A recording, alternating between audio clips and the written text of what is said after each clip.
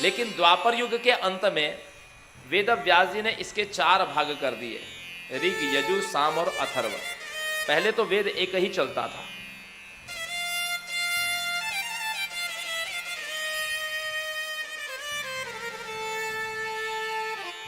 इतना सारा साहित्य संसार को वेद व्यास जी ने दे दिया।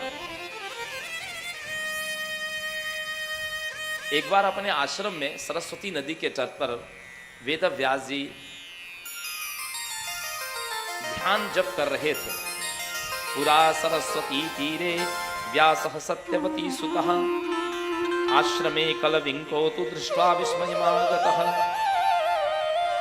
जो ही जब ध्यान करते हुए जो ही उनके नेत्र खुले तो उन्होंने क्या देखा कि एक वृक्ष पर एक पक्षी के जोड़े ने अपने मुख में दाने चुन के लाए हैं और अपने बच्चों को खिला रहे हैं। और वो पक्षी का जोड़ा और उनके बच्चे इतने आह्लादित हैं, घोंसले में इतने आह्लादित है कि वेदव्यास जी उसको देखने में मग्न हो गए। और उनको ये बात पता चली कि एक पक्षियों में भी अपने परिवार के प्रति कितना प्रेम होता है। हर घर में ये सीन होता है। बच्चे स्कूल कॉलेज गए हुए हैं, सुबह के निकले हैं, सब अपनी अपनी जगह से आए हैं स्कूल कॉलेज से। पिताजी अपने कार्यालय ऑफिस गए हैं, दिन भर के थके मांदे शाम को आए हैं।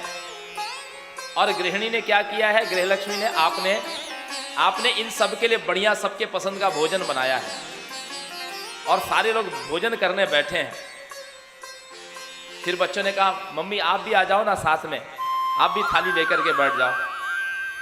मम्मी थोड़ा संकोच कर रही, पतिदेव ने कहा कि आ जाओ तुम भी बैठ जाओ। और सारा परिवार बैठ करके भोजन कर रहा है। और आपने कचौरी बनाई है, दही बड़े बनाए हैं।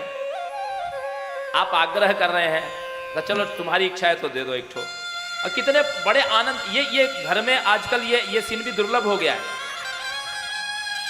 ये सीन थोड़े साल पहले तक था, 10 साल पहले तक था। लेकिन अब तो लोग भोजन भी करते हैं तो एक हाथ में मोबाइल होता है, थाली में क्या पड़ा मुंह में क्या गया ये पता ही नहीं चलता। लेकिन ये आनंद 10 वर्ष पहले तक था घर घर में कि सारा परिवार बैठ करके एक साथ भोजन करता था, लंच भी करता था, डिनर भी करता था।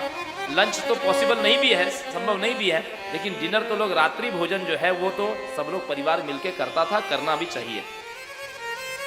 कम से कम एक समय का भोजन ऐसा हो कि सारा परिवार मिलकर के करे।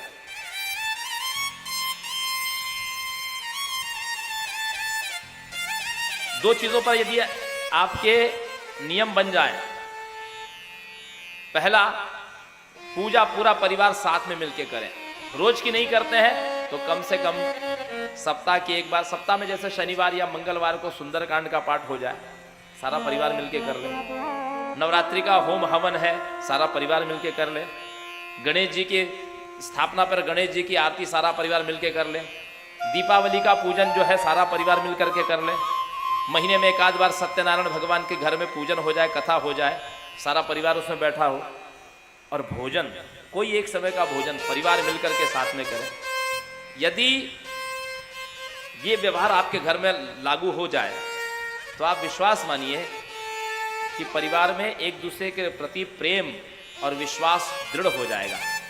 और ये नींव इतनी मजबूत कर देगा कि आसानी से इस नींव को हिलाया नहीं जा सकता।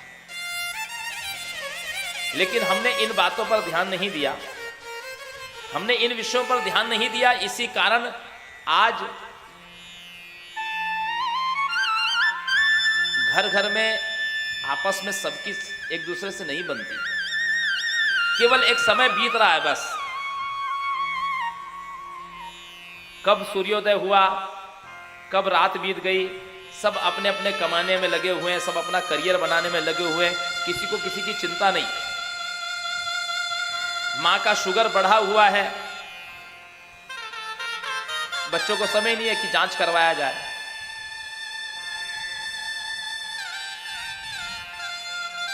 पिताजी का रेगुलर टेस्ट होना चाहिए।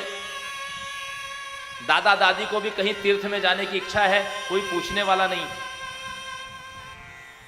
हर व्यक्ति को अपना ही करियर बनाना है, उसको परिवार के अन्य सदस्यों से मतलब ही नहीं है। व्यास जी ने जब ये देखा तो व्यास जी के मन में विचार आया कि यदि सामान्य पक्षियों में ये गुण हैं तो मनुष्य में तो बहुत ये विशेष गुण होना चाहिए, तो मैं भी एक पुत्र उत्पन्न करूंगा ताकि मेरा भी परिवार हो। लेकिन व्यास जी को उसी समय याद आया कि नहीं, मैंने तो इस बात की दीक्षा ले रखी है कि मैं विवाह करूंगा ही नहीं। फिर वो विचार करने लगे कि बिना विवाह के तो संतान हो नहीं सकती, पुत्र हो नहीं सकता, बिना विवाह के संतान कैसे होगी। फिर उनको याद आया कि शिव जी के गण हैं जिनका नाम है नंदिकेश्वर, नंदी जिनको हम कहते हैं। तो ये जो है ये भी तो अयोनिज है,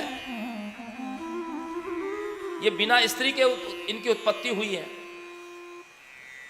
पुराणों में और भी लोग हैं, अहिल्या जी हैं, तारा जी हैं, मंदोदरी जी हैं, सीता जी हैं, द्रौपदी हैं, ये भी तो बिना स्त्री के जन्म लिए हैं। द्रौपदी अग्नि में से प्रकट हुई, सीता जी भूमि में से प्रकट हुई हैं। तो निसंदेह कोई ना कोई देवता हमको दे सकता है, लेकिन मैं किस देवता से मांगू? हेरंब गणेश से, भगवान सूर्य से, विष्णु से या शिव जी से? किससे मैं ये अयोनिज पुत्र मांगू? उसी समय अपनी वीणा पर बृहदतंत्र छंद बजाते हुए श्री नारद जी का आगमन हुआ। बोलिए नारद जी महाराज की जय हो।